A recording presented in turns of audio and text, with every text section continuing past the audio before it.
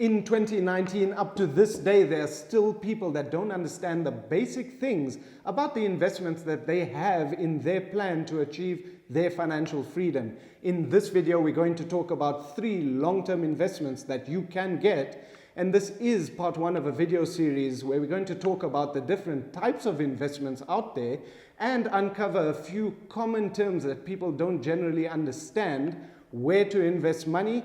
3 investments that you need to know up next.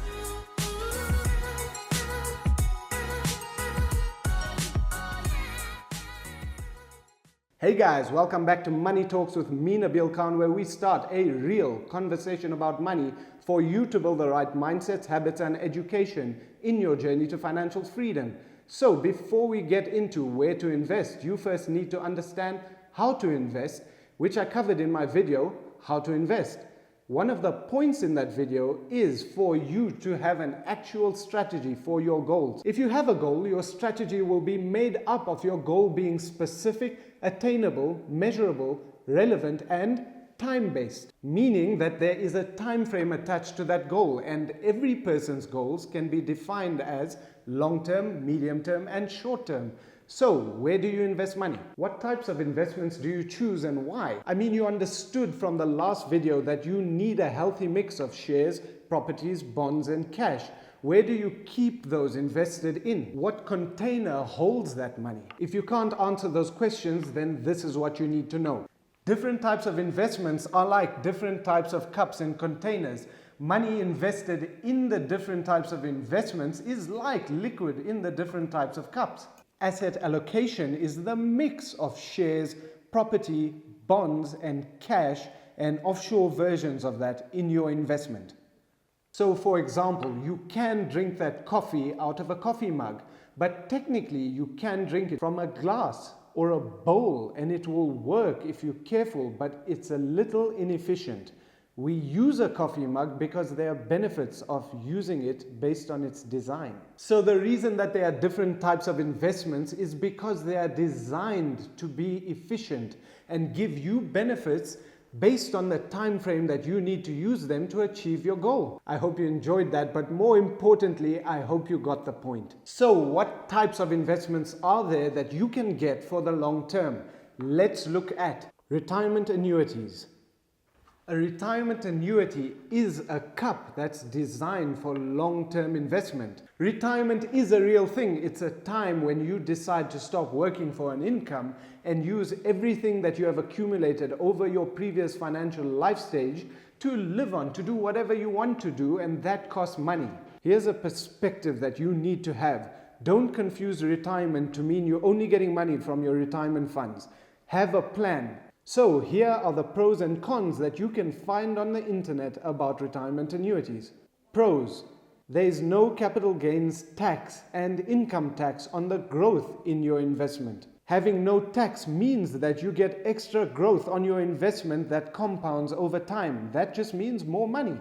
There is no estate tax if you die. Your retirement annuities transfer and bypass your estate and go directly to your beneficiaries. There are amazing tax rebates. You can contribute up to 27.5% of your total income towards retirement vehicles and get back the tax that you paid on that money. There's 500,000 Rand tax-free allowance when you retire. Now let's look at the cons. Now I said things that you can find on the internet for a reason, because let's face it, what you can find online or anywhere is a single point of view highlighted for you to make your own understanding, but people don't do that. No access before age 55.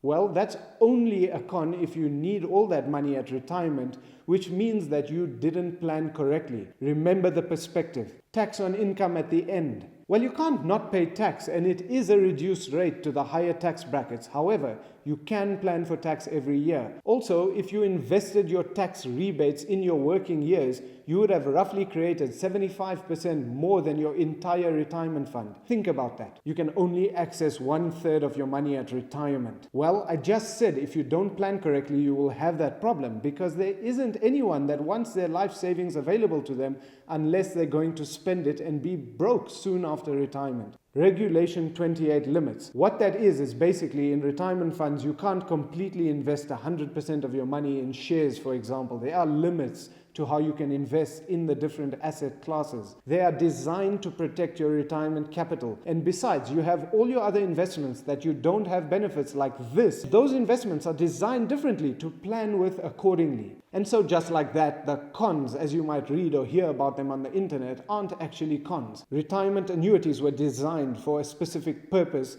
and they are very, very good, and they have a place in your overall plan. So before you make a decision about your future based on someone else's opinion, thoughts, or what you read on the internet, understand that the real problem or cons of any type of investment is actually the mistakes that you will make from not learning and understanding for yourself what you are doing in your journey to financial freedom.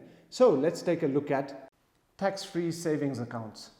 You do get different types of tax-free savings accounts, but effectively they all work the same. Currently, you can contribute to these accounts not more than 33,000 Rand a year and 500,000 Rand in your lifetime. That will take 15 years to fill up. The pros are the investments in these accounts are exempt from income tax, capital gains tax, and dividends tax, meaning you don't pay any of those taxes. The cons are they do have accessibility. And yes, that's a con because they should be used as long-term investment accounts. And you should not access them or you will lose most of the benefit of having a tax-free savings account. It's commonly misunderstood that the lifetime limit of 500,000 Rand that you can contribute into those don't include withdrawals, but it actually does count withdrawals. So if you take out money, you can never put the accounted money back in. So let's look at this logically. If you have an investment account that doesn't have any taxes inside of it, that's an amazing thing. All those extra taxes that normally aren't there are going to compound over time and make you a lot of money. Remember, compounding takes time. So the logical thing to do is not to access any of that money that you put in there for as long as possible to get the maximum benefit. Now let's look at property. Investing in property or real estate is a complicated one, guys, because properties in different areas vary in factors like price, costs of running, as well as your personal circumstance and interest rates that you can get, your individual tax rate and other taxes, as well as your available cash at the time. So why invest in property? Well, because there are two ways to make money on property: rental income and capital appreciation of the value of the property. And on that note, thanks for watching, guys. I hope you enjoyed this video. Let me know what you thought about this video in the comments below. Like, subscribe, and share this. And remember, the key to success in the long term is to give yourself time and be disciplined over that time. And the only way to do that is to work on your mindset, habits, and understanding in your journey to financial freedom. I'll catch you guys in the next one.